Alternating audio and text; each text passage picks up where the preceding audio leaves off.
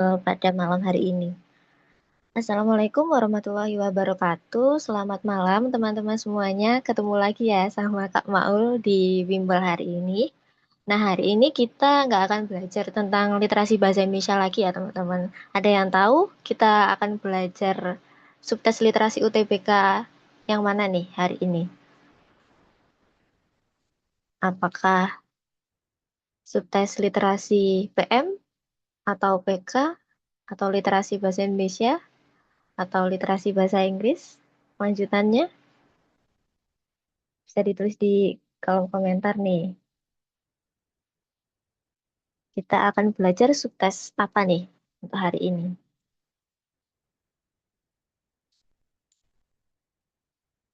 Literasi bahasa Inggris.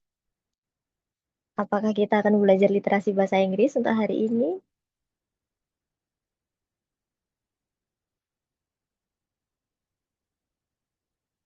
Oke, jawabannya hampir mendekati ya teman-teman. Ada yang mendekati juga jawabannya bahasa Indonesia. Oke, ada yang menjawab literasi bahasa Inggris, ada yang menjawab literasi bahasa Indonesia. Nah, itu sudah ya teman-teman kemarin. Nah, hari ini kita akan belajar langsung tiga subtes nih teman-teman, yaitu PU, penalaran umum, kemudian PPU, pengetahuan dan pemahaman umum, dan ada satu lagi nih, yaitu PBM, pemahaman bacaan dan menulis. Dan semuanya itu menggunakan teks bahasa Indonesia ya teman-teman, tapi beda tingkatannya dan lebih susah daripada literasi bahasa Indonesia kemarin. Jadi untuk hari ini kita langsung belajar tiga subtes, yaitu PU, PPU, dan PBM, yang mana ketiganya itu sering disebut dengan tes TPS atau tes potensi skolastik kalau di UTBK. Nah, tapi jangan khawatir ya teman-teman tentang waktu, karena sama seperti kemarin, untuk waktunya walaupun kita hari ini membahas langsung tiga subtes, nanti Kak Maul akan memberikan beberapa kata kunci dan tips-tips mengerjakan untuk tiga subtes tersebut agar kalian juga lancar dan cepat untuk mengerjakan tiga subtes itu. Oke, Kak Maul share screen terlebih dahulu untuk materinya.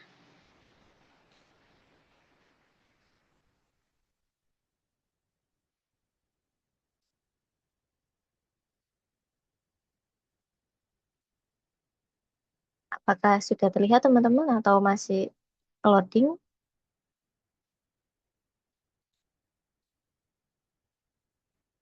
Terlihat, Kak. Oke, sudah terlihat ya. Oke, seperti yang Kak Maul bilang di awal tadi, kita akan mempelajari tiga subtes langsung, yaitu PU, PPU, dan PPM untuk UTBK SNBT tahun depan, tahun 2026. Oke, Kak mau reminder lagi untuk tanggal penting UTBK, kurang 4 bulan lagi ya, jadi kalian bisa membuat seperti countdown gitu, hitungan mundur berapa hari lagi UTBK agar kalian semangat dan termotivasi untuk belajar UTBK terus, karena kurang 4 bulan lagi. Oke, untuk PPU, PU, dan PPM itu jumlah soalnya masih sama seperti yang di tahun 2025 kemarin, yaitu kalau PU itu ada beberapa subtes ya teman-teman, yaitu penalaran induktif, penalaran deduktif, dan penalaran kuantitatif. Nah, di PU ini sering ada matematika. Nah, ada penalaran kuantitatif ini ya teman-teman. Jadi ada matematikanya sedikit, ada hitung-hitungannya sedikit. Kemudian untuk di PPU 20 soal, kemudian untuk PBM ada 20 soal. Nah, ini biasanya ada teks-teks tentang bahasa Indonesia, kemudian ada cerita-cerita tentang bahasa Indonesia yang mana semuanya pakai bahasa Indonesia ya teman-teman. Jadi jangan khawatir ada bahasa Inggris, nggak ada. Jadi untuk PU, PPU, dan PPM itu full bahasa Indonesia. Durasi tesnya 195 menit. Jadi paling aman seperti di literasi bahasa Indonesia kemarin, kalian harus mengerjakan satu soal itu 1 menit maksimal. Paling amannya ya 1 menit. Oke, tiga model soal UTBK untuk PU, PPU, dan PBM masih sama teman-teman seperti di subtes lainnya. Ada 3 soal juga, soal pilihan ganda, majemuk, dan ada esainya juga. Nanti jangan khawatir untuk ada kuantitatifnya atau apa, itu jawabannya itu angka-angka yang singkat. Jadi nggak panjang-panjang untuk kalimatnya. Nah, Kak Maul di sini punya tips untuk mempelajari materi-materi PU dan PPU maupun PPM. Nah, khusus untuk penalaran umum atau PU, itu kalian harus banyak-banyak mempelajari rumus-rumus penalaran, teman-teman, dan pola-pola analogi, karena di PU ini gudangnya analogi-analogi dan penalaran-penalaran. Jadi nanti kalian akan bertemu dengan penalaran atau permisalan P, Q, R, dan lain sebagainya. Jadi kalian harus memahami dan kalau bisa menghafal rumus-rumus pola-pola analogi tersebut. Oke, untuk PPU banyak-banyak membaca artikel minimal di berita-berita dan mempelajari teori atau jenis-jenis teks, kalimat, ataupun paragraf. Karena di sini juga banyak sekali teori-teori tentang jenis-jenis teks, kemudian kalimat, kemudian paragraf, dan banyak-banyak membaca juga.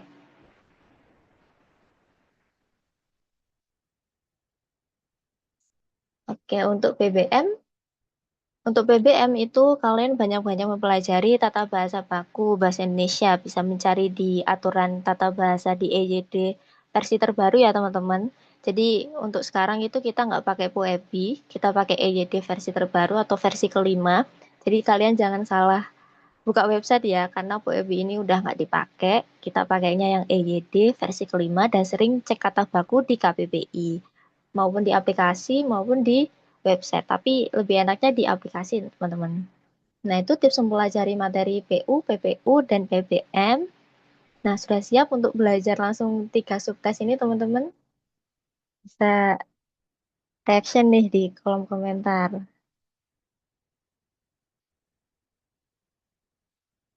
Sudah siap langsung belajar 3 subtes PU, PPU, dan BBM? Oke, siap. Oke, udah banyak yang siap nih. Nah, nanti kita akan belajar 3 subtes langsung, yang mana 3 subtesnya itu ada 10 soal, teman-teman. Jadi PU ada 10 soal, kemudian BBM ada 10 soal, kemudian PPU juga ada 10 soal. Jadi kita akan berlatih 30 soal, 3 subtes langsung.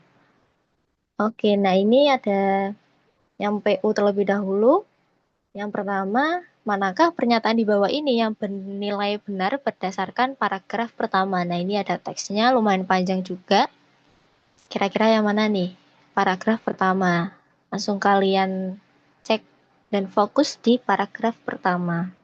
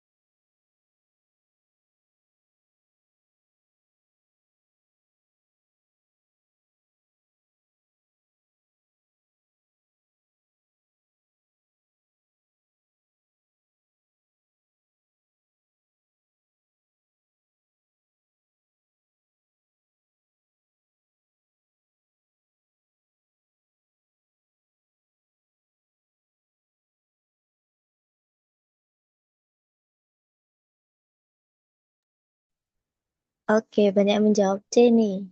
Kita langsung ke pembahasan. Apakah C jawaban yang benar? Manakah pernyataan di bawah ini yang bernilai benar berdasarkan paragraf pertama? Nah, kita fokus ke paragraf pertama ya, teman-teman. Untuk paragraf pertama ada di sini yang Kak mau kasih tanda. Kemudian kita lihat untuk yang A, bioskop di Indonesia itu tidak ada ya di paragraf pertama. Jadi pernyataan yang A ini itu tidak ada di paragraf pertama. Jadi kita lihat ke B. Pernyataan B ini bioskop di Indonesia kembali dibuka di tengah pandemi. Itu juga nggak ada di paragraf pertama ini, tidak disebutkan dan dijelaskan juga. Kemudian yang C. Nah, yang C ternyata ada, teman-teman. Di kalimat kedua ini, PR Manager CGV menyatakan bahwa seluruh bioskop akan menerapkan jarak sosial atau social distance seating. Jadi jawabannya betul adalah yang C. Semua bioskop akan menerapkan social distance seating. Ada di sini ya. Oke, kita beralih ke nomor 2. Nah, sebelumnya yang D ini juga salah, kemudian yang E ini juga salah. Yang benar ada di sini ya teman-teman.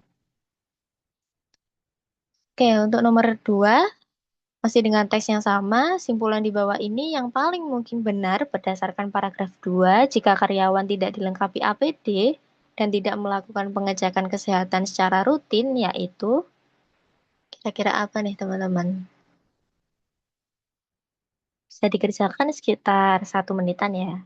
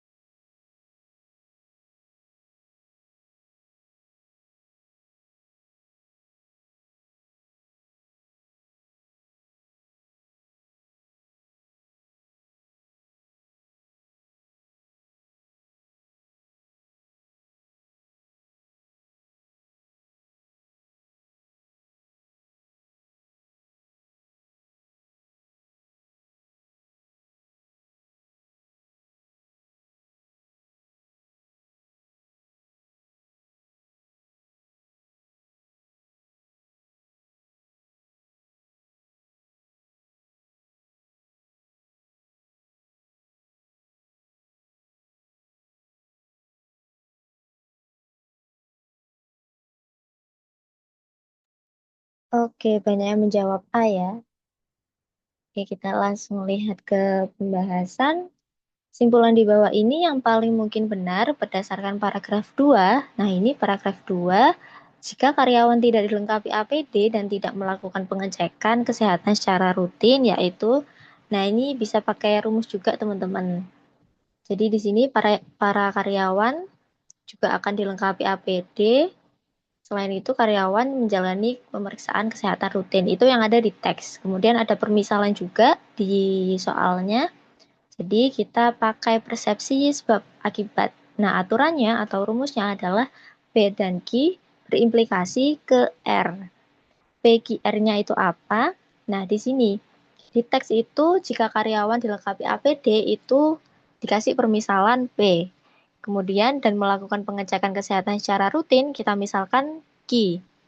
Kemudian maka tidak menimbulkan klaster penyebaran baru di bioskop, kita simpulkan dengan R. Jadi jika dinegasikan atau dinegatifkan akan menjadi seperti ini teman-teman. Jika karyawan tidak dilengkapi APD atau negasi P, kebalikan dari ini atau negatifnya dari P ini, dan tidak melakukan pengecekan kesehatan atau negasi Q, maka menimbulkan klaster penyebaran baru di bioskop. Jadi jawaban yang betul adalah yang A. Nah, kebanyakan betul semua nih. Jadi jawaban yang betul adalah yang A, menimbulkan klaster penyebaran baru di bioskop. Kalian bisa pakai aturan yang ini, persepsi sebab akibat. Jadi jika di teks itu positif, kemudian ada di soal itu negatif, kalian tinggal pakai aturan seperti ini. Oke, kita beralih ke nomor 3. Berdasarkan paragraf 2, kata imbuhan yang salah dalam penggunaannya yaitu, kira-kira yang mana nih? Kata imbuhan yang salah.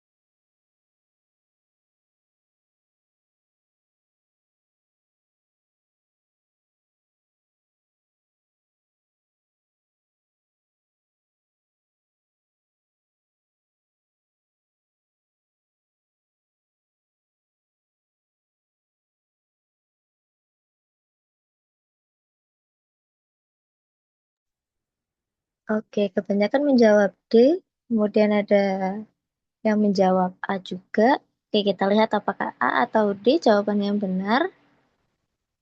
Berdasarkan paragraf kedua, kata imbuhan yang salah dalam penggunaannya yaitu, nah kita fokus ke paragraf 2 aja ya teman-teman.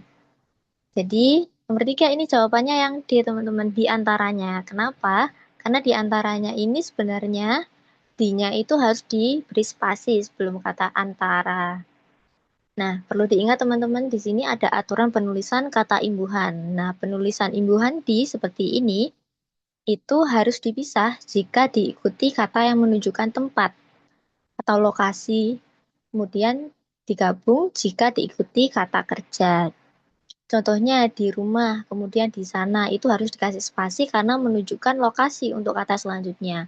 Sedangkan dijual, dimasak, itu tidak perlu ada spasi karena kata selanjutnya adalah kata kerja. Nah, seperti disiapkan. Nah, siapkan ini kan termasuk kata kerja, jadi tidak perlu dikasih spasi. Dan dilarang juga kata dasarnya adalah larang, jadi tidak boleh diberi spasi, harus digabung. Sedangkan di antaranya, antara ini menunjukkan lokasi atau tempat ya teman-teman, jadi harus diberi spasi. Nah, ada juga penulisan imbuhan me seperti ini, memberikan, memerlukan. Nah, jika setelah kata imbuhan me itu diikuti kata dasar berawalan kata K, T, S, P, itu kata dasarnya itu melebur teman-teman. Jadi huruf-huruf ini melebur. Contohnya menyanyi, kemudian menyapu. Kata dasarnya adalah sapu.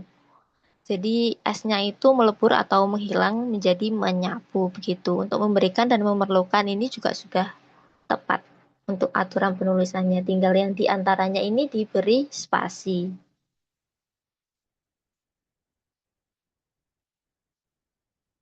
Oke, tadi ada yang komen juga untuk aturan. Oke, yang di sebelumnya ya, soal sebelumnya ya. Jika nggak pakai aturan yang persepsi sebab akibat, apakah bisa langsung melihat simpulan berdasarkan teks? Itu juga bisa teman-teman. Tapi kalau kalian ragu atau kalian bingung, itu bisa pakai persepsi sebab akibat, tinggal dinegasikan aja untuk teksnya. Bisa juga langsung melihat simpulan berdasarkan teks. Itu bisa juga cara cepatnya. Oke, kita beralih ke nomor 4, masih dengan teks yang sama. Pernyataan di bawah ini yang bernilai benar berdasarkan paragraf 3, yaitu, nah kita beralih ke paragraf 3 nih. Kira-kira yang mana?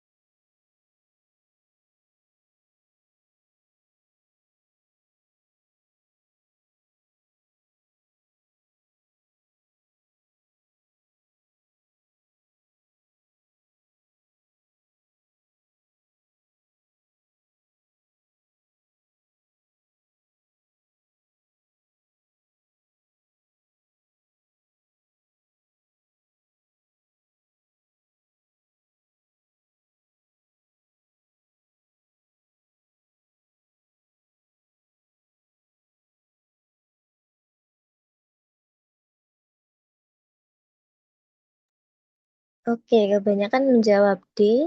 Kita lihat ke pembahasan. Apakah D jawaban yang benar?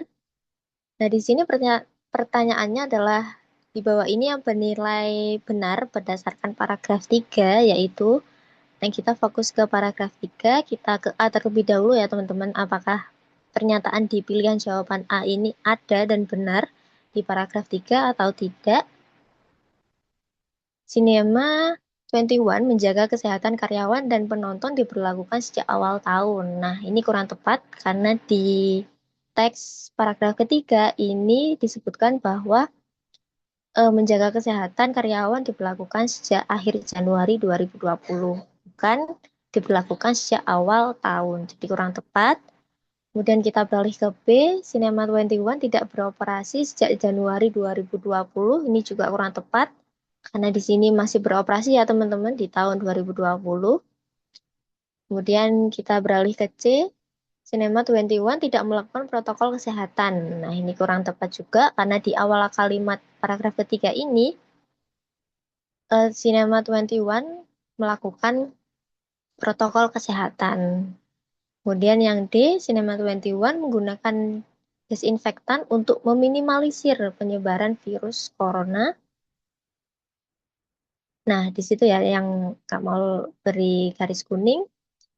Cinema 21 menggunakan disinfektan untuk meminimalisir penyebaran virus corona. Nah, ini juga ada di teks dan betul untuk meminimalisir resiko penyebaran virus corona. Jadi jawaban yang betul adalah yang D. Wah, banyak yang betul juga nih. Dan yang E juga kurang tepat karena di sini sudah disebutkan bahwa penyemprotan cairan disinfektan itu justru meminimalisir, bukan tidak meminimalisir. Jadi jawaban yang betul adalah yang D. Oke, kita beralih ke nomor 5 dengan teks yang berbeda. Untuk pertanyaannya adalah manakah di bawah ini yang paling mungkin menjadi asumsi yang mendasari argumen di atas. Nah, ini argumennya teman-teman. Kira-kira asumsi yang mana nih yang mendasari argumen tersebut?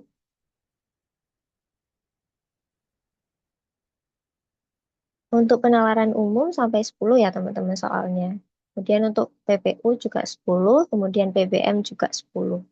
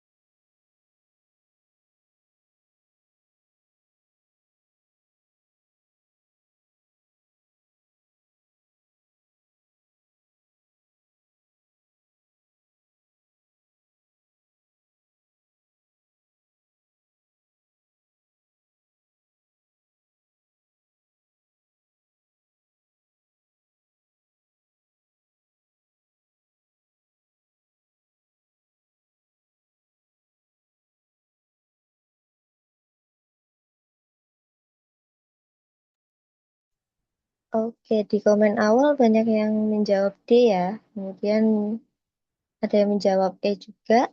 Kita lihat apakah D atau E yang benar. Nah, pertanyaannya adalah manakah di bawah ini yang paling mungkin menjadi asumsi yang mendasari argumen di atas. Nah, kita lihat untuk A terlebih dahulu.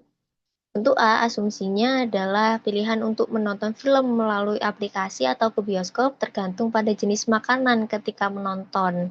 Nah, ini juga kurang tepat ya teman-teman karena tidak relevan dengan argumennya. Jadi kurang tepat juga untuk yang A. Kita beralih ke B.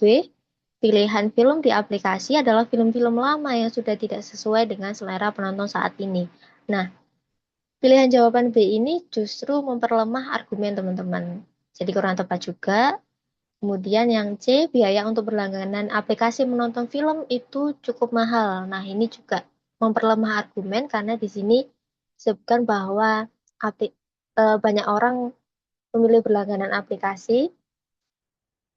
Kemudian untuk yang D, nah ini banyak yang menjawab D.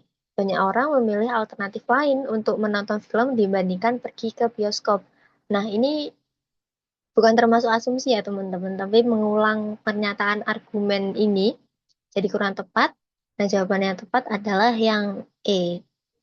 Menonton film melalui aplikasi dianggap lebih ekonomis daripada menonton di bioskop.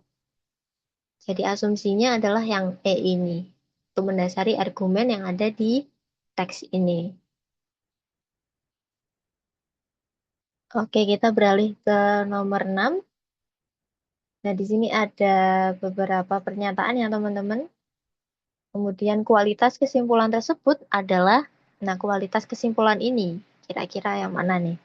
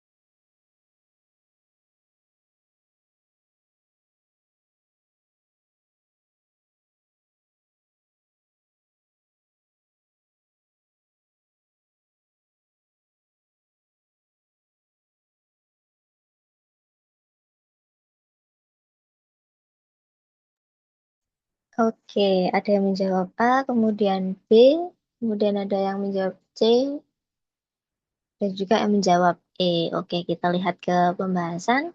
Nah, di sini ada beberapa pernyataan ya, teman-teman, dan kesimpulannya juga. Untuk pertanyaannya, kualitas kesimpulan tersebut adalah, nah, kita buat tabel seperti ini ya, teman-teman. Syarat bilangan ganjil sesuai yang ada di teks ini. Syarat satunya adalah bilangan asli, kemudian syarat keduanya adalah tidak habis dibagi oleh dua.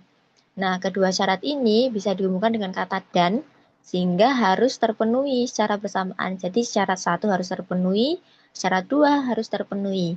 Nah, sedangkan di dalam teks itu pernyataan kedua, 8 adalah bilangan asli yang bisa dibagi habis oleh dua.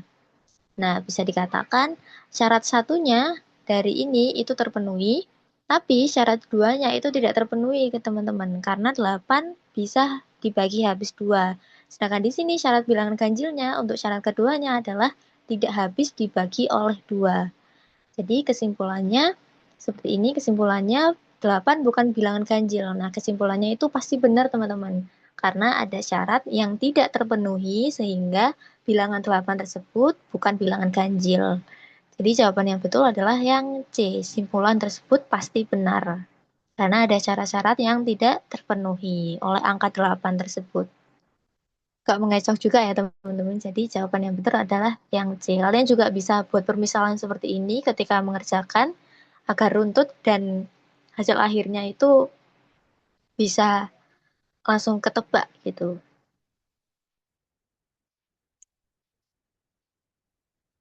Oke, kita beralih ke nomor 7. Sama seperti nomor 6 tadi ya teman-teman. Kesimpulan yang tepat adalah kira-kira yang mana nih? Ada beberapa pernyataan juga.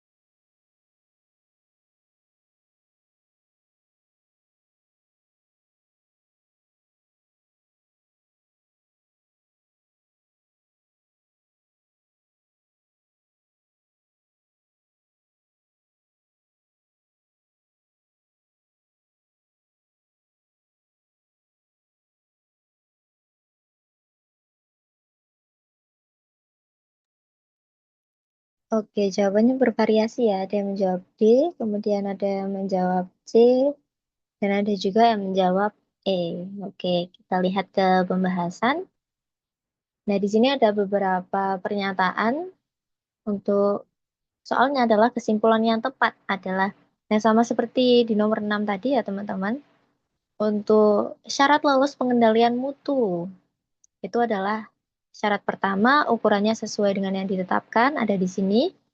Kemudian syarat 2 tidak berubah bentuk atau tidak mengalami perubahan bentuk. Kemudian syarat 3 tidak cacat kemasan atau di sini kemasannya tidak cacat. Nah, kita lihat untuk yang makanan berkemasan X sama seperti tadi harus terpenuhi semua ya. Kita lihat ke pernyataan kedua, makanan berkemasan X memiliki kemasan yang tidak cacat, bentuknya tetap namun ukurannya sedikit lebih kecil. Nah, apakah memenuhi semua syarat ini? Nah, nggak memenuhi semua ya teman-teman. Untuk syarat pertamanya itu tidak terpenuhi, karena di sini dituliskan bahwa ukurannya sedikit lebih kecil, sedangkan syarat lolos pengendalian mutu ukurannya sesuai dengan yang ditetapkan. Jadi tidak terpenuhi, tapi syarat 2 dan 3 itu terpenuhi. Jadi untuk kesimpulannya, karena ada salah satu syarat yang tidak terpenuhi, yaitu syarat 1, berarti makanan berkemasan X tidak lolos pengendalian mutu. Jadi jawaban yang betul adalah yang D. Makanan berkemasan X tidak lolos pengendalian mutu karena ada syarat yang pertama ini tidak terpenuhi. Harus teliti ya teman-teman, jangan sampai kegocek juga karena di sini juga agak dibolak-balik untuk kesimpulannya dan makanan berkemasan X-nya juga dibolak-balik.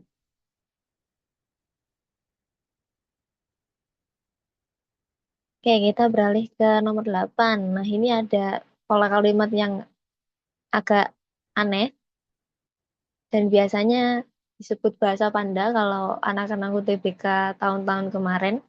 Nah, sekarang bahasa yang agak aneh, teman-teman. Nah, di sini. Berdasarkan pola di atas, pola untuk kalimat Nunung menyayangi Dimas, yaitu kira-kira apa nih?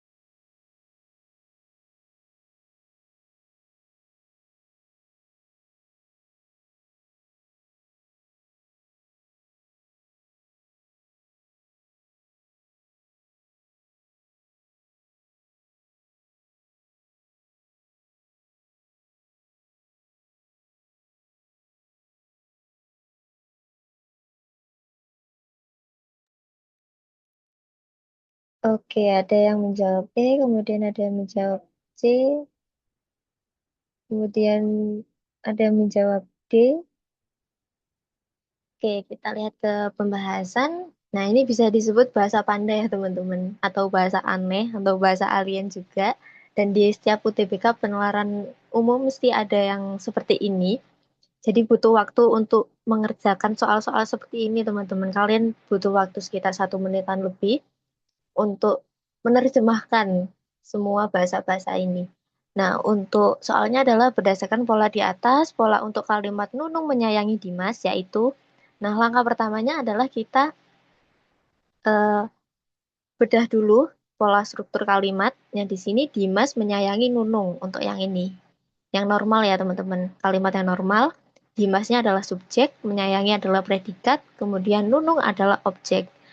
Nah, karena Dimas menyayangi Nunung ini bahasa aliannya adalah garis sesih telebete, maka struktur kalimat garis garis sesih telebete-nya ini adalah ga plus subjek plus si, kemudian telenya adalah objek, yaitu Nunung, kemudian bt-nya adalah p. Kemudian bisa kita simpulkan bahwa kata BT itu artinya adalah menyayangi. Nah, di sini sudah ada tele yang artinya nunung, kemudian rese artinya Dimas. Nah, ketambahan nih setelah kita bedah struktur kalimat yang terakhir ini, yaitu BT artinya menyayangi. Nah, kemudian langkah selanjutnya adalah dengan pola yang sama seperti di atas, yaitu soalnya ini, Nunung menyayangi Dimas, subjek, predikat, dan objek, maka struktur kalimat yang betul adalah sama seperti ini, teman-teman. Ga plus subjek plus si, kemudian o, kemudian predikat. Jadi gatelesi, bt, rese. Bt-nya adalah menyayangi, kemudian rese-nya adalah Dimas. Jadi Nunung menyayangi Dimas itu jawaban yang betul adalah yang C. Gatelesi, bt, rese. Nah, seperti ini kalian juga harus mencari teman-teman kata tambahannya itu kira-kira apa bahasa aliennya. Jadi bisa menemukan dan struktur pola kalimat yang tepat gitu. Agak rumit juga ya untuk ini. Agak bikin pusing juga. Tapi untuk langkah pertama kalian harus ini sih teman-teman. Membedah dulu struktur kalimatnya untuk mengetahui kata tambahannya ini apa, kemudian tinggal dimasukkan aja seperti rumus atau pola yang di atas ini.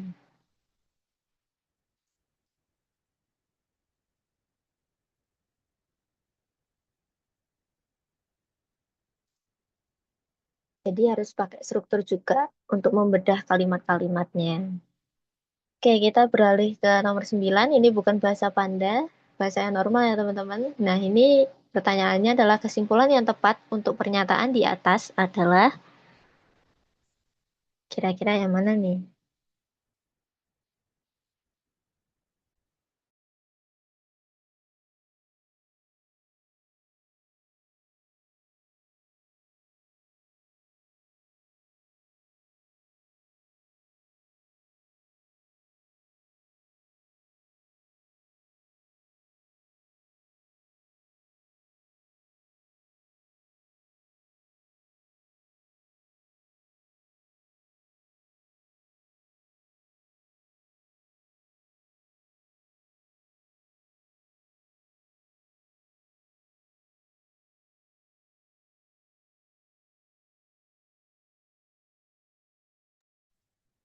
Oke, banyak yang menjawab B nih. Kita lihat ke pembahasan apakah B jawaban yang benar. Nah, betul teman-teman, B itu adalah jawaban yang benar. Nah, kalian bisa memakai rumus seperti yang di soal-soal sebelumnya. Nah, di sini ada pernyataan satu, kemudian ada pernyataan dua. Nah, kalian bisa pakai rumus penarikan kesimpulan, yaitu Q. Nah, pernyataan satu itu, ini ya teman-teman, jika demam berdarah adalah penyakit berbahaya, kita misalkan P, kemudian masyarakat harus punya daya untuk mencegah kematian akibat penyakit gigitan nyamuk. Yang ini, itu kita misalkan Q, maka kesimpulannya adalah masyarakat harus punya daya untuk mencegah kematian akibat penyakit gigitan nyamuk Aedes. Jadi bisa langsung ditarik kesimpulannya, yaitu Q. Dan bisa dilihat juga di teks ini.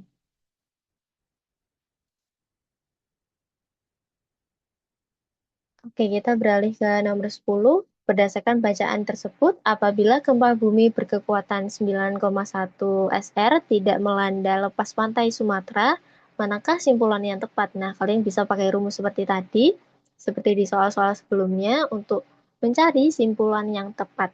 Kira-kira yang mana nih, teman-teman?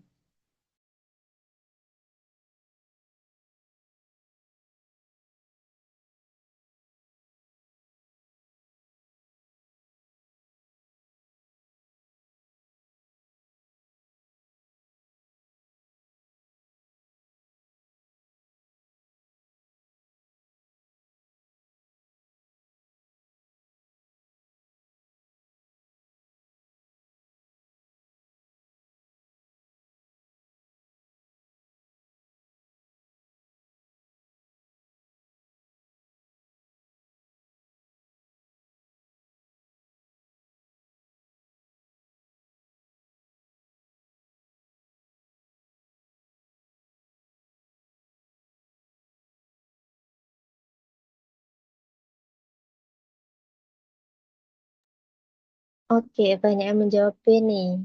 Oke, kita lihat ke pembahasan ya.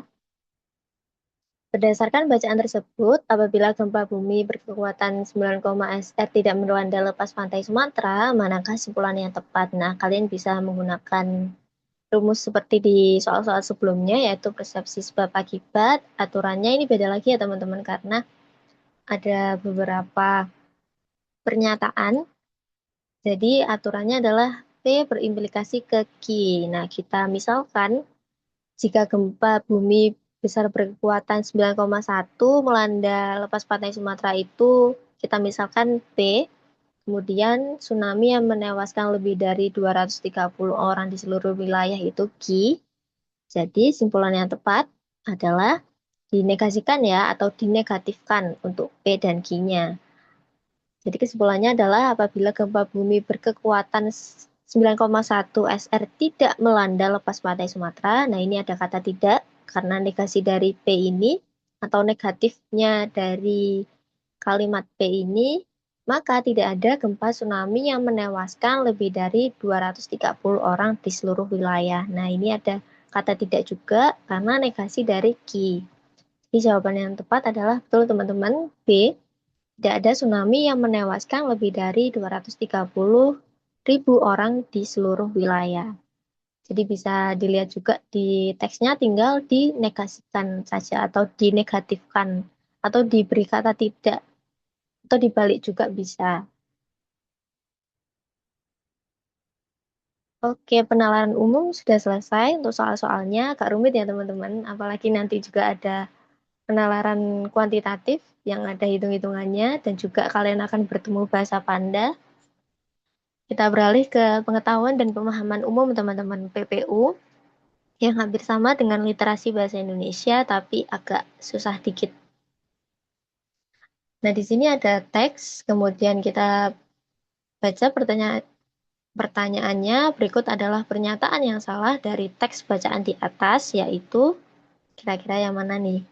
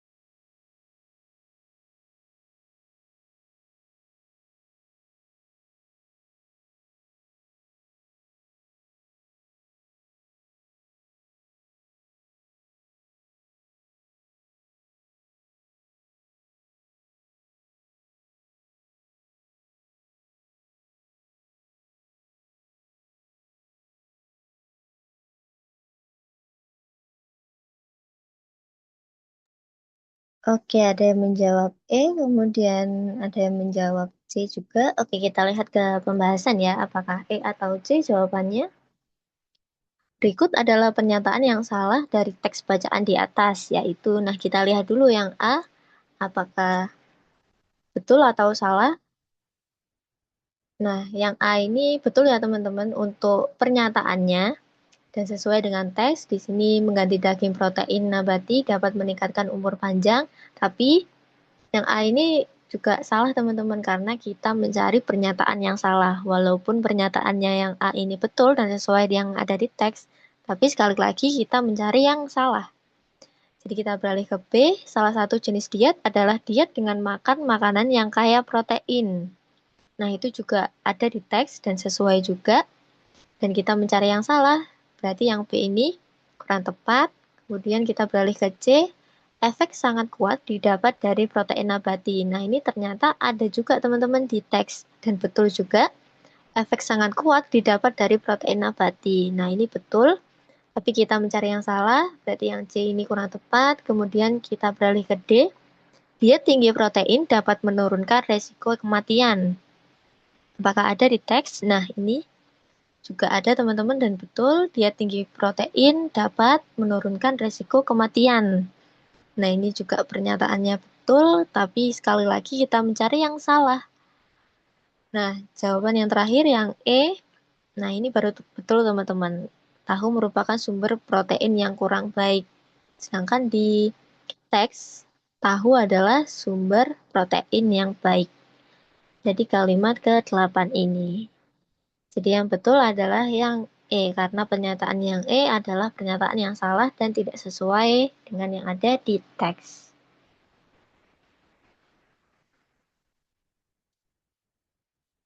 Oke, kita beralih ke nomor 2. Kesimpulan dari teks bacaan di atas adalah, kira-kira apa nih untuk kesimpulannya?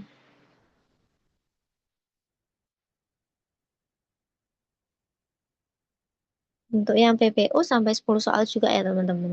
Sama dengan PPM juga ada 10 soal.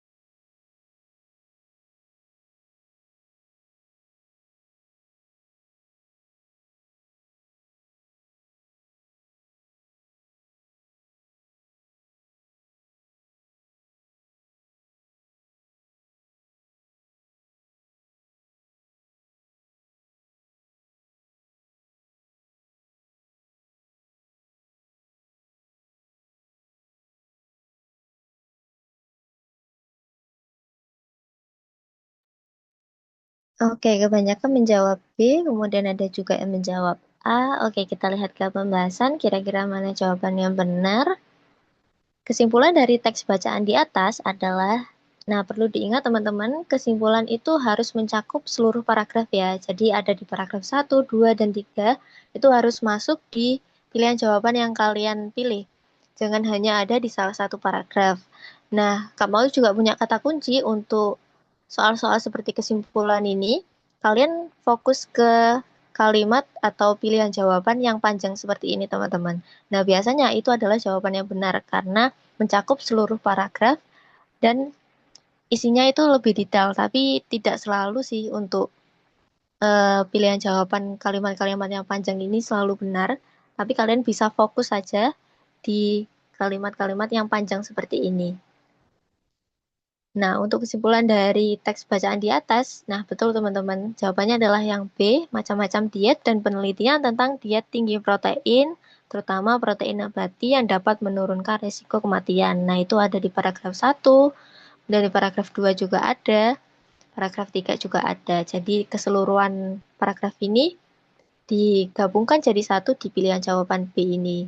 Dan kebetulan jawaban B ini kalimatnya panjang teman-teman, jadi benar juga. Jadi kalian bisa fokus ke kalimat-kalimat yang panjang seperti ini. Oke, kita beralih ke nomor 3. Nah, di sini soalnya adalah kalimat berapa terdapat ejaan yang salah. Nah, kira-kira yang mana nih? Ejaan atau kata yang salah ada di kalimat keberapa nih?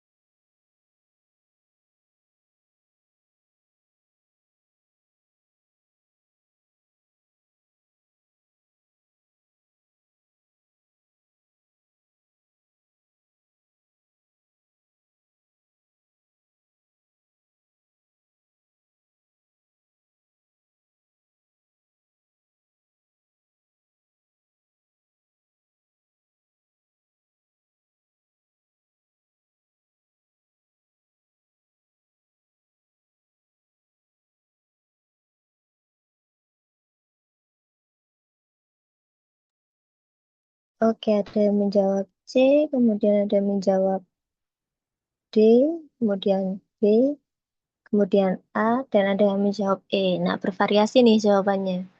Kita langsung lihat ke pembahasan. Kalimat berapa yang terdapat ejaan yang salah? Nah, jawabannya adalah yang C, teman-teman. Kalimat ke-12. Nah, di mana salahnya? Nah, di sini, teman-teman. Di ejaan bahasa asing ini, BMC, nah seharusnya itu ditulis dengan huruf miring. Karena perlu diingat, teman-teman, kata atau kalimat yang berasal dari bahasa asing, entah itu Inggris, entah itu Spanyol, Jerman, dan lain sebagainya, intinya dari bahasa asing ya, itu harus dimiringkan. Jadi tidak boleh dengan huruf normal seperti ini, tapi harus dimiringkan. Di jawaban yang betul adalah yang C, kalimat ke-12, karena ini tidak dimiringkan. Harusnya dimiringkan untuk British Medical Journal ini. Oke, kita beralih ke nomor 4. Arti kata diet adalah, nah kira-kira apa nih teman-teman? Kalian juga bisa mengeceknya di KBBI ataupun di aplikasi KBBI juga bisa. Di websitenya juga bisa. Arti kata diet adalah,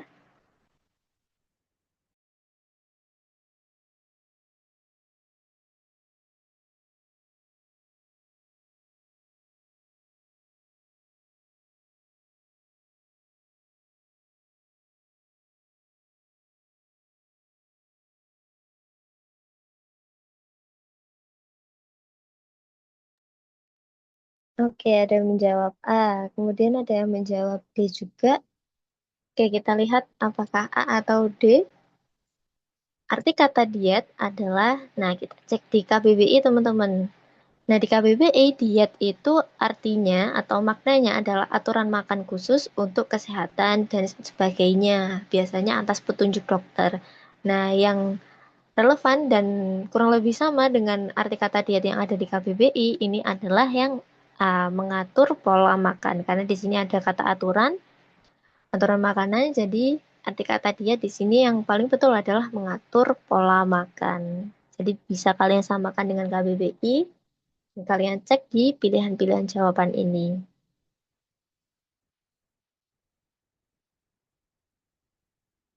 Oke, kita beralih ke nomor 5. Kalimat utama pada paragraf kedua terletak di, nah ini paragraf kedua terletak di mana nih teman-teman kira-kira? Kalimat utama.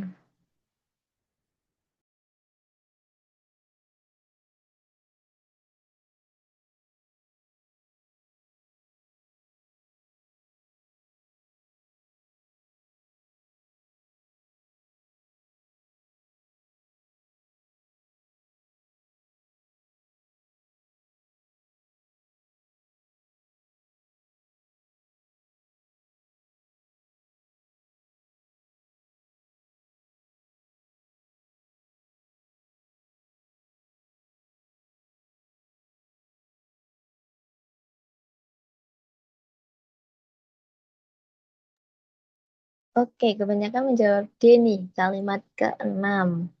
Oke, kita lihat apakah kalimat utama paragraf 2 ada di kalimat ke-6. Nah, kalimat utama itu perlu diingat teman-teman untuk tipsnya. Kalimat utama itu biasanya ada di awal kalimat sebuah paragraf. Jadi bisa dilihat untuk paragraf kedua, ini awal kalimat adalah nomor 6.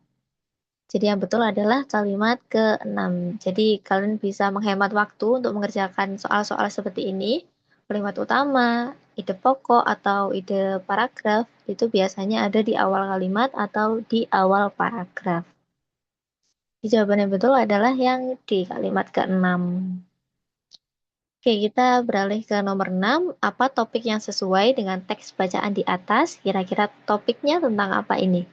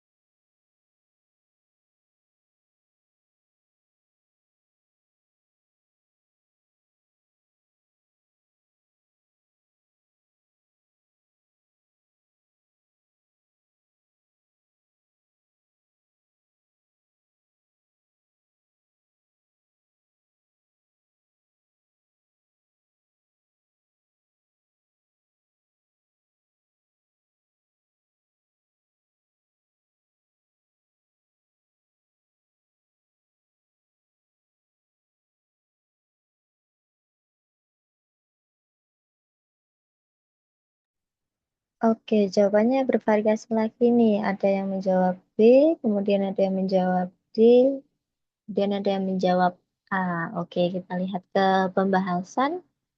Apa topik yang sesuai dengan teks bacaan di atas? Nah, perlu diingat juga teman-teman, untuk topik itu biasanya ada di kalimat awal atau di paragraf-paragraf awal. Jadi kalian bisa melihat dan langsung fokus ke paragraf awal dan kalimat-kalimat awalnya itu tentang apa.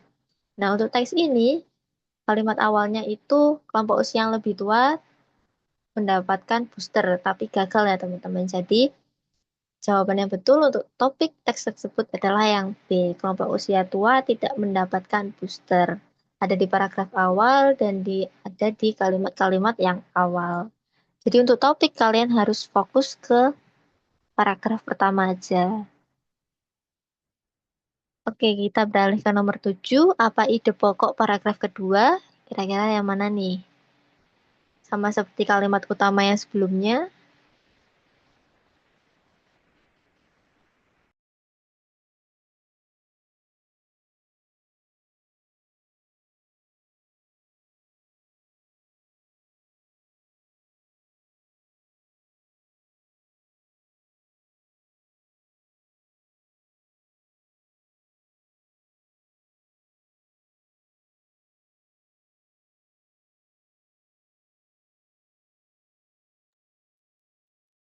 Oke, kebanyakan menjawab B nih.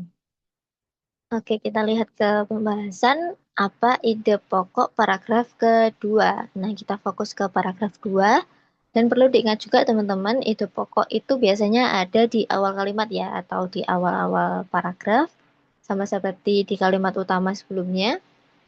Nah, awal kalimat paragraf 2 ini tentang penguat yang diperbarui secara khusus melindungi dari subvarian Omikron BA4 dan BA5. Nah, apakah ada di pilihan jawaban? Nah, ada ya teman-teman di pilihan jawaban yang B. Jadi kalian bisa langsung melihat kalimat utamanya apa, kalimat awalnya apa. Nah, itu kalian cocokkan ke pilihan jawaban apakah ada yang sama. Nah, berarti kalau ada yang sama itu jawabannya. Oke, kita beralih ke nomor 8. Pertanyaan yang jawabannya tidak ditemukan pada teks bacaan di atas adalah kira-kira yang mana nih? Yang tidak ditemukan ya teman-teman.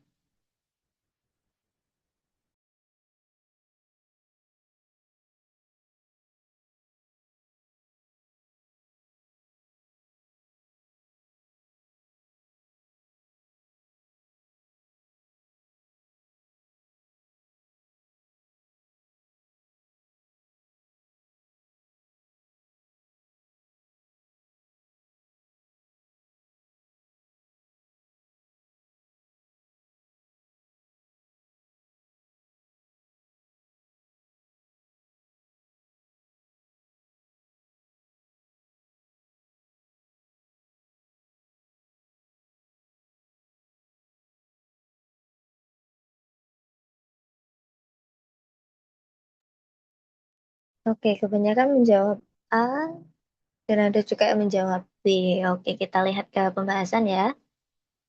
Pertanyaan yang jawabannya tidak ditemukan pada teks bacaan di atas adalah, nah jawabannya A teman-teman.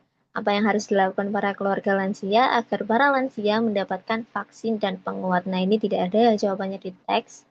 Kalau yang B, itu ada teman-teman di kalimat 8. Mereka yang berusia di atas 65 tahun memiliki tingkat kematian tertinggi. Nah ini persennya. Ada persennya ini 3,69 per 100 ribu. Kemudian yang C juga ada di kalimat ketujuh. Kemudian yang D juga bisa dijawab, ada di kalimat ke-8, tapi yang di akhir. Kemudian yang E juga ada di paragraf 3 kalimat terakhir di nomor 9 ini. Jadi jawaban dari nomor 8 adalah yang A, karena tidak bisa dijawab di teks. Oke, nomor 10 nih. Kalimat yang berisi opini terdapat pada kalimat keberapa nih?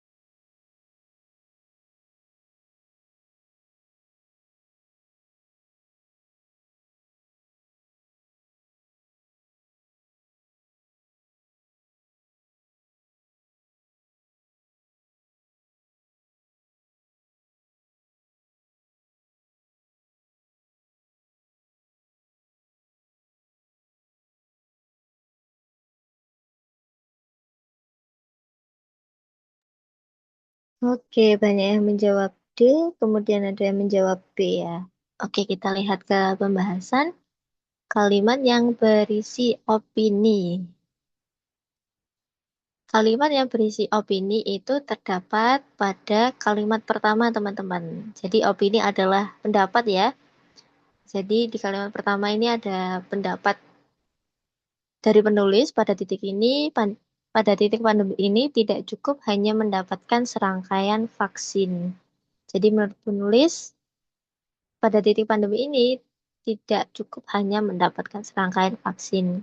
Kalau di kalimat-kalimat yang ini, 8, 9, kemudian yang 4, kemudian yang 3 itu kalimat yang berisi fakta dan ada data-datanya teman-teman di teks. Jadi kalimat yang berisi opini adalah yang di kalimat yang pertama. Oke, kita beralih ke nomor 10. Apa hubungan antara paragraf 1 dan 2? Nah, kira-kira apa nih? Paragraf 1 dan 2.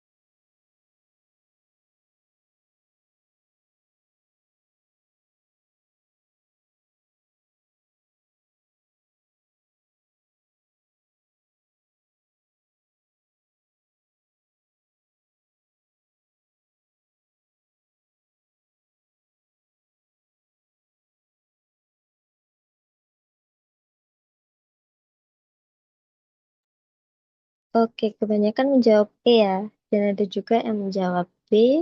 Jadi kita lihat ke pembahasan apakah E atau B jawaban yang benar. Apa hubungan antara paragraf 1 dan paragraf 2? Nah, jawaban yang tepat adalah yang E, teman-teman. Paragraf 2 memperjelas maksud dari paragraf pertama. Nah, perlu diingat juga, urutan-urutan teks itu biasanya di PPU, itu paragraf pertama biasanya adalah topik utama ya, teman-teman. Jadi, topik utamanya ada di paragraf pertama, kemudian paragraf 2 itu penjelas dari paragraf pertama, kemudian paragraf ketiga, dan seterusnya itu penjelas dari paragraf 2 ini. Sorry typo. Jadi penjelas paragraf sebelumnya ya teman-teman. Paragraf 2, kemudian penjelas paragraf 3 atau 4. Pokoknya penjelas paragraf sebelumnya. Dan bisa dengan sudut pandang yang berbeda teman-teman. Tapi masih berkaitan dengan paragraf yang sebelumnya. Nah, paragraf terakhir entah itu 4, 5, 6, 10. Intinya yang terakhir sendiri ya, itu biasanya adalah kesimpulan. Jadi biasanya topik utama, penjelas, penjelas, penjelas, kemudian kesimpulan. Jadi di sini sudah betul paragraf 2 memperjelas maksud dari paragraf pertama. Paragraf pertama topik, kemudian paragraf 2 adalah penjelas atau memperjelas dari paragraf pertama. Biasanya urutan teksnya adalah seperti itu.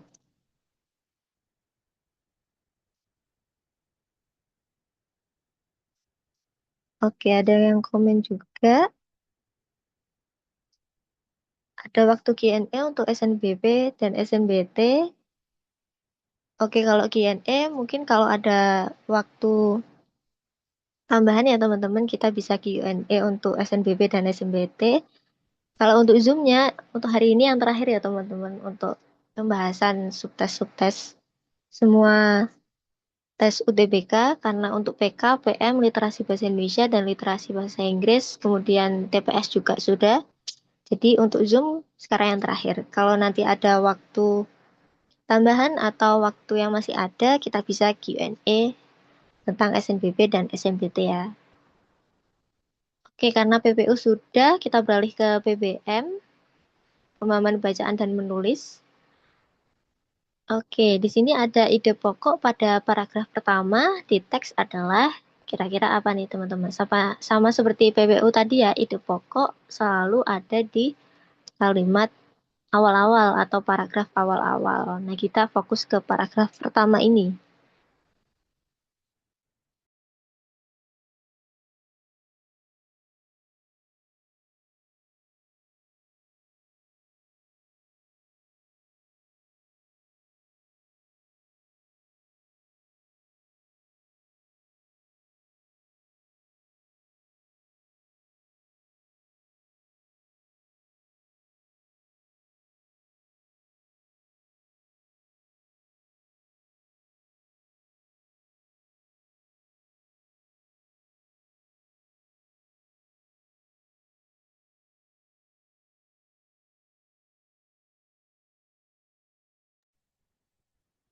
Oke, kebanyakan menjawab A, kemudian ada yang menjawab E. Oke, kita lihat ke pembahasan.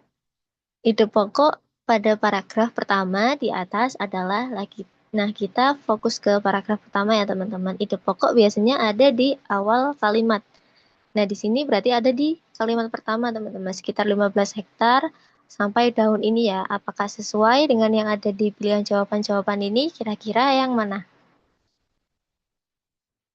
Nah, yang E teman-teman 15 hektar di Desa Tirtamulya, Kabupaten Mukomuko, Provinsi Bengkulu, terserang hama ulat penggulung daun. Jadi juga banyak yang menjawab A, tapi jangan lupa teman-teman di sini ada tulisan 15 hektar. Jadi jangan lupakan 15 hektarnya ini ya, teman-teman. Jadi jawaban yang paling tepat dan detail itu ada yang di jawaban E, 15 hektar di desa. Terus di desa Provinsi Bengkulu ini terserang hama ulat penggulung daun.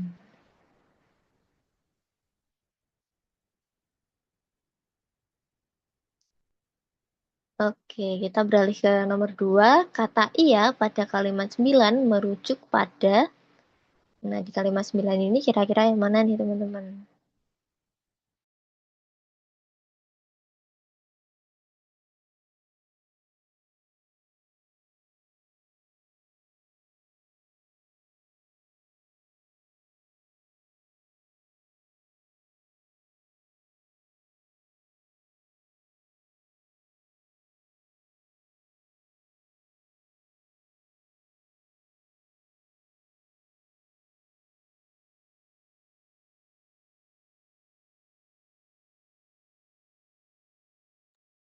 Oke, banyak menjawab A nih. Oke, kita lihat ke pembahasan.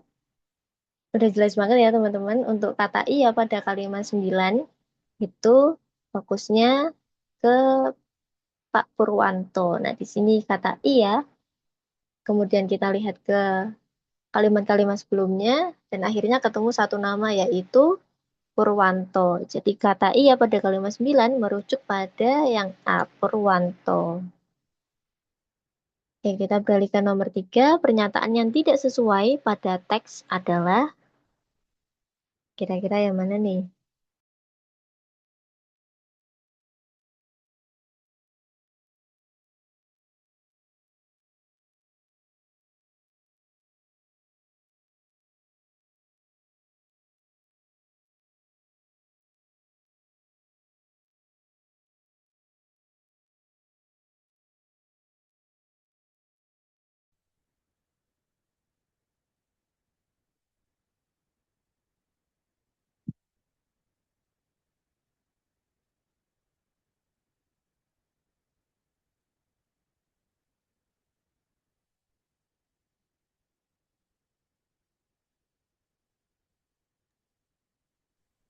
Oke, ada yang menjawab B, kemudian ada yang menjawab D juga. Kebanyakan menjawab D ya. Oke, kita lihat ke pembahasan apakah D atau B jawabannya. Pernyataan yang tidak sesuai pada teks adalah, nah kita lihat yang A dulu ya teman-teman. 15 hektar padi milik kelompok tani diserang hama. Nah, apakah sesuai dengan yang di teks? Nah, ternyata sesuai teman-teman. Dan betul untuk jawabannya ada di teks. Tapi kita lihat untuk soalnya kita mencari yang tidak sesuai ya. Jadi untuk pernyataan yang A ini kurang tepat. Kemudian kita beralih ke B, daun padi yang telah terserang ulat langsung rusak meski segera tumbuh kembali. Nah, Ini juga ada di teks teman-teman di kalimat 11 dan benar juga. Jadi kurang tepat untuk yang B, kita beralih ke C. Kelompok taninya menggunakan pestisida berupa insektisida untuk mengatasi ulat penggulung daun. Nah, ini juga ada di kalimat ketujuh dan betul. Kelompok tani berupa insektisida untuk mengatasi ulat penggulung daun. Dan kita beralih ke yang D. Kelompok tani mengusulkan bantuan insektisida dari dinas. Apakah betul? Nah, ini kurang tepat ya teman-teman karena di sini kelompok taninya tidak mengusulkan permohonan bantuan insektisida dari kelompok dinas. Jadi untuk pernyataan yang D ini kurang tepat. Jadi jawabannya yang D ya teman-teman karena kita mencari yang tidak sesuai. Oke, untuk yang E juga ada di sini di kalimat 4.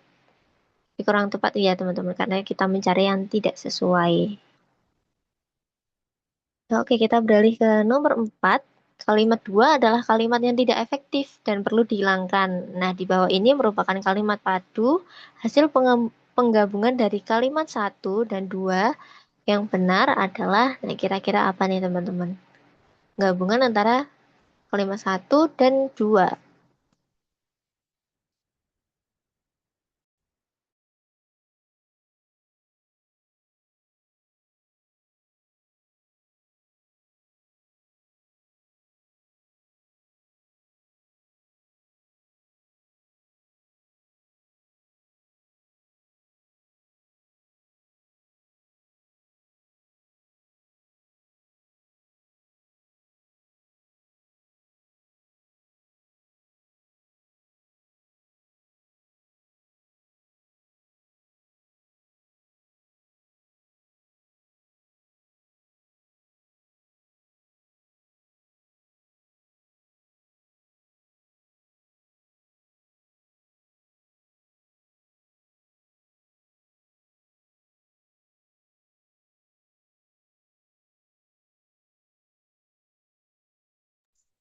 Oke, ada yang menjawab B, kemudian ada yang menjawab D, ada juga yang menjawab E. Oke, kita lihat ke pembahasan. Penggabungan dari kalimat 1 dan 2 yang betul adalah yang E, teman-teman. Sekitar 15 hektar padi yang berumur sebulan milik kelompok tani Ngupoyo di Desa Tirtamulia, Kabupaten Mukomuko, Bengkulu, terserang hama ulat penggulung daun. Nah, di sini sekitar 15 hektar padi, sudah ada juga yang berumur sebulan. Kemudian penggabungan di kalimat 2 ya, milik kelompok tani Ngupoyo Kabupaten Mukomuko Provinsi Bengkulu terserang hama ulat penggulung daun yang ada di kalimat pertama. Nah, banyak juga yang menjawab D. Hati-hati ya teman-teman agar lebih teliti. Nah, di sini ada kata sawah. Nah, sawah ini kurang tepat, sedangkan di teks itu adalah padi, bukan sawah ya. Jadi jawaban yang betul adalah yang E, sekitar 15 hektar padi.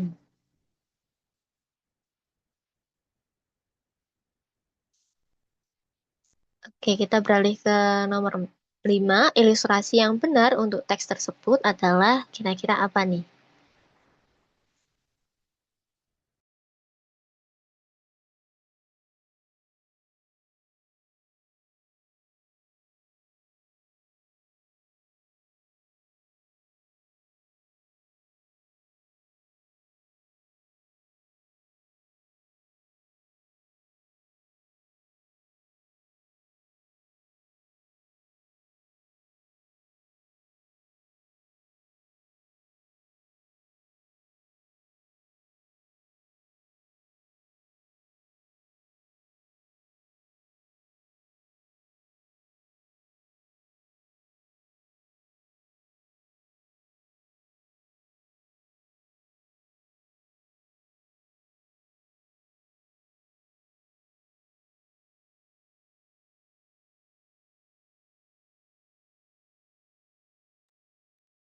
Oke, kebanyakan menjawab C ya. Oke, kita lihat ke pembahasan.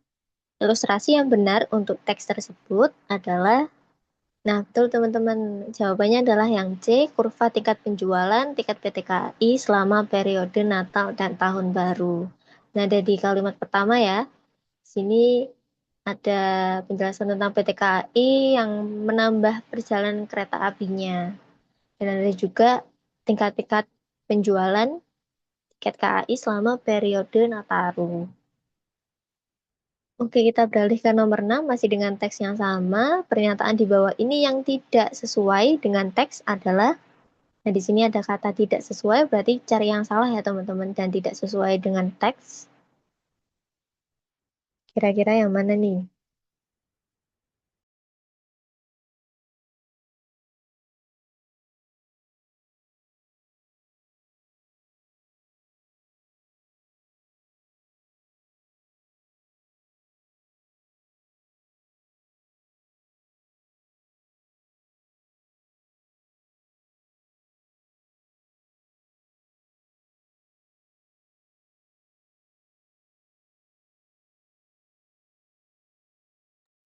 Oke, banyak yang menjawab C ya.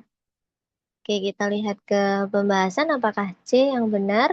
Pernyataan di bawah ini yang tidak sesuai dengan teks adalah, nah kita ke A terlebih dahulu, jumlah penjualan tiket dalam periode Nataru semakin bertambah. Apakah sesuai dan benar dengan teks? Nah, sesuai ya teman-teman dengan yang ada di teks, tapi karena kita mencari yang tidak sesuai, berarti kita beralih ke yang B. 56 kereta api tambahan ditambahkan oleh KAI. Nah, sesuai juga yang ada di teks 56 kereta api tambahan. Nah, kita cari yang tidak sesuai ya teman-teman. Kita beli yang ke C. PT KAI membatasi perjalanan karena ditakutkan membludak penumpang selama Nataru. Apakah sesuai? Nah, kurang sesuai ya teman-teman karena di sini Pak Joni mengatakan jumlah peningkatan kereta api masih akan bertambah karena penjualan juga masih terus berlangsung. Nah, ini PT KAI tidak membatasi ya. Jadi malah menambah jumlah penjualan tiket kereta api. Jadi yang betul adalah yang C. PT KAI membatasi perjalanan. Nah, di sini tidak ada kata membatasi dan kita juga mencari yang tidak sesuai. Oke, kita beralih ke nomor 7 nih teman-teman. Pemakaian imbuhan yang kurang tepat ditampilkan pada kalimat ke teksnya berbeda nih tentang Ratu Elizabeth kedua.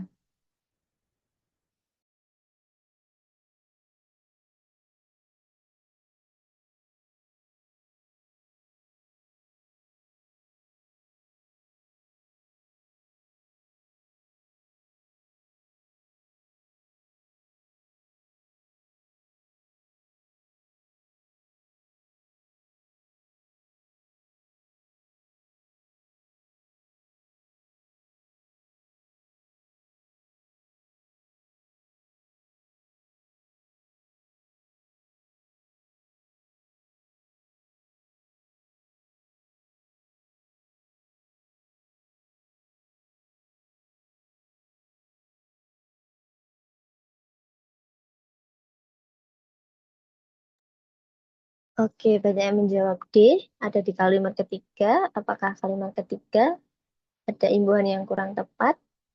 Nah, betul teman-teman. Di kalimat ketiga ada imbuhan yang kurang tepat. Nah, ada di mana? Ada di sini yang kata menguasa. Nah, seharusnya yang benar itu menguasai atau berkuasa agar relevan dan strukturnya tepat dengan kalimat-kalimat sebelumnya. Jadi yang benar itu bisa menguasai atau berkuasa di sini. Imbuhannya kurang tepat. Oke, kita beralih ke nomor 8, masih dengan teks yang sama. Inti dari kalimat 3 adalah kalimat ketiga. Kira-kira apa nih?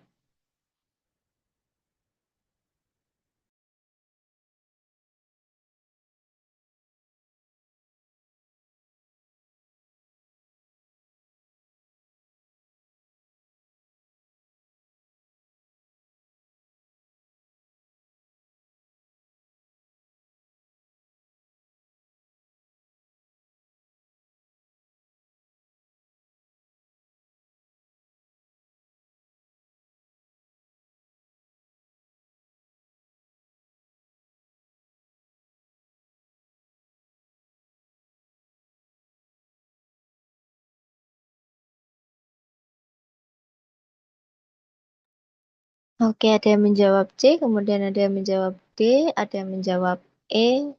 Oke, kita lihat ke pembahasan. Inti dari kalimat ketiga adalah, nah, jawabannya adalah yang D, teman-teman. Ratu Elizabeth II meninggal pada usia 96 tahun. Ada di sini ya, teman-teman, di kalimat ketiga. Nah, ada juga yang menjawab C, pemimpin kerajaan Inggris yang menguasai paling lama. Nah, ini kurang tepat karena tidak ada subjeknya. Siapa pemimpin kerajaan Inggris yang menguasai paling lama itu tidak dijelaskan siapa di sini, jadi kurang tepat. Kemudian ada juga yang menjawab E, Ratu Elizabeth II, pemimpin kerajaan Inggris. Ini kurang tepat juga karena di sini disebutkan bahwa Ratu Elizabeth II memang pemimpin kerajaan Inggris, tapi meninggal pada usia 96 tahun. Jadi yang betul adalah yang ini, Ratu Elizabeth II meninggal pada usia 96 tahun. Karena sudah mengerti ya, Ratu Elizabeth ini adalah pemimpin kerajaan Inggris. Jadi sudah menjadi satu di kalimat Ratu Elizabeth kedua ini. Oke, nah kita beralih ke nomor 9. Ilustrasi yang benar untuk teks tersebut adalah, nah ini sama seperti soal yang PTKI tadi, kira-kira ilustrasi yang benar untuk teks tersebut adalah,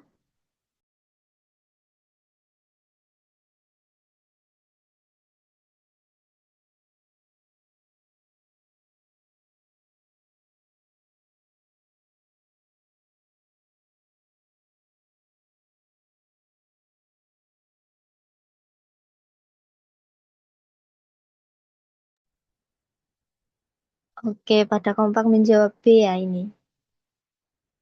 Oke, ada yang menjawab A juga. Oke, kita lihat ke pembahasan, apakah B atau A. Ilustrasi yang benar untuk teks tersebut adalah, jawabannya adalah yang B, teman-teman. Gambar suasana di istana dan sekitarnya saat Ratu Elizabeth kedua itu meninggal. Nah, ada di kalimat berapa saja? Nah, ini ada di kalimat satu, kemudian 5, kemudian untuk kalimat ketujuh juga ada, kemudian suasana di istana, ribuan masyarakat yang terkejut dan menangis ini juga ada. Jadi ilustrasi yang betul adalah yang B. Gambar suasana di istana dan juga sekitarnya. Dan kita beralih ke nomor 10. Inti pada kalimat ketujuh adalah, nah kalimat ketujuh ini. Kira-kira apa nih?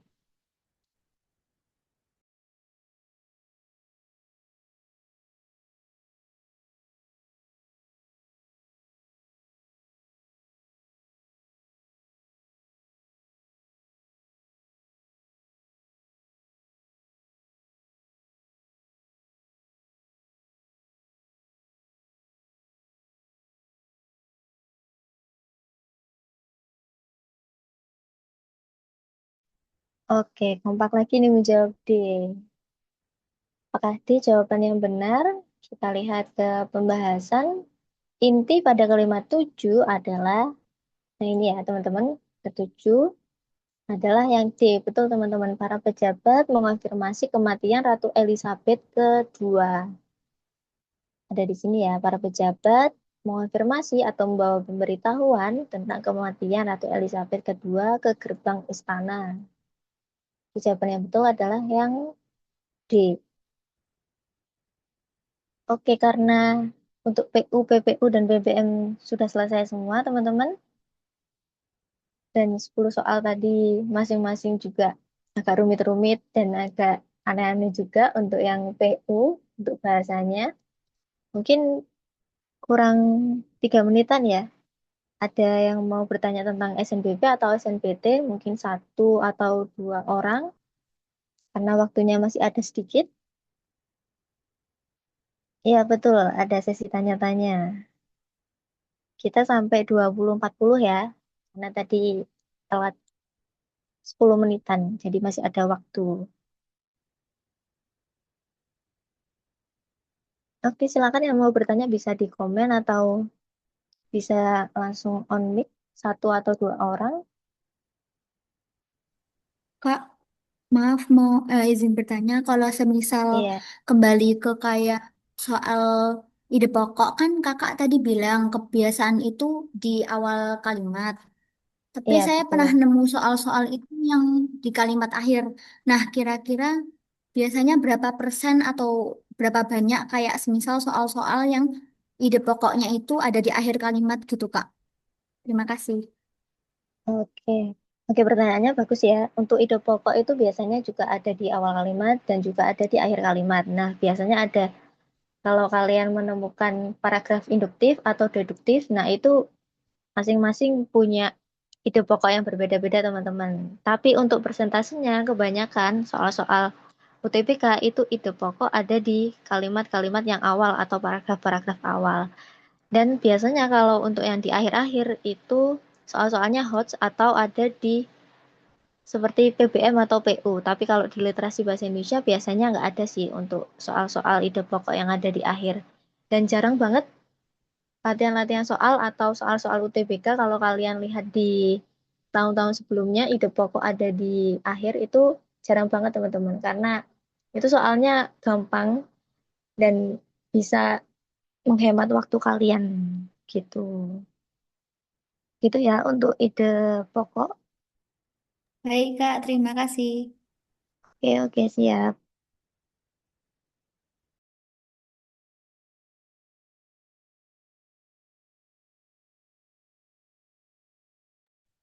Apakah ada lagi teman-teman?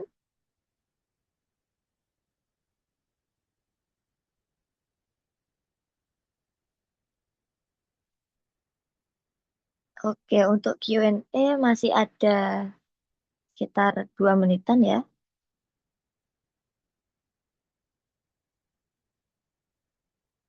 Oke, untuk soal-soalnya nanti akan dikirim di YouTube-nya UTBK SNBT ya teman-teman. Ada di deskripsi.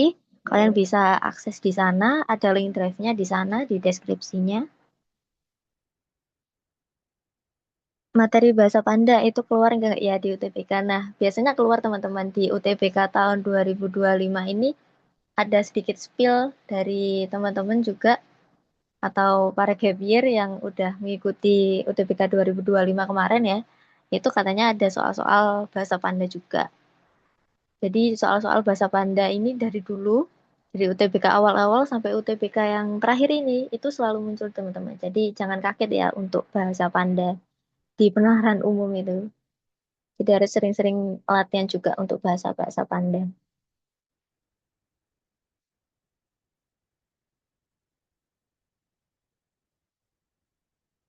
Untuk channel YouTube-nya UTBK SNBT ya teman-teman. Jadi jangan lupa follow dan subscribe di YouTube-nya UTBK SNBT.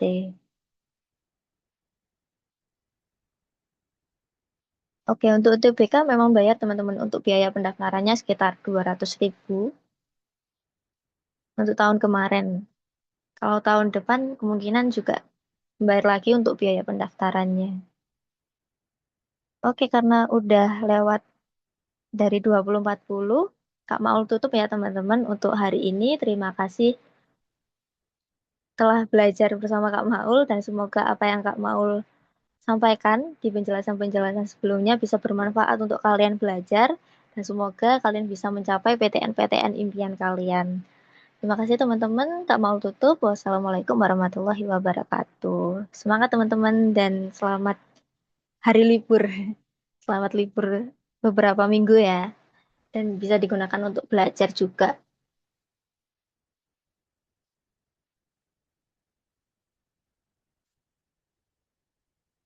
Sama-sama teman-teman.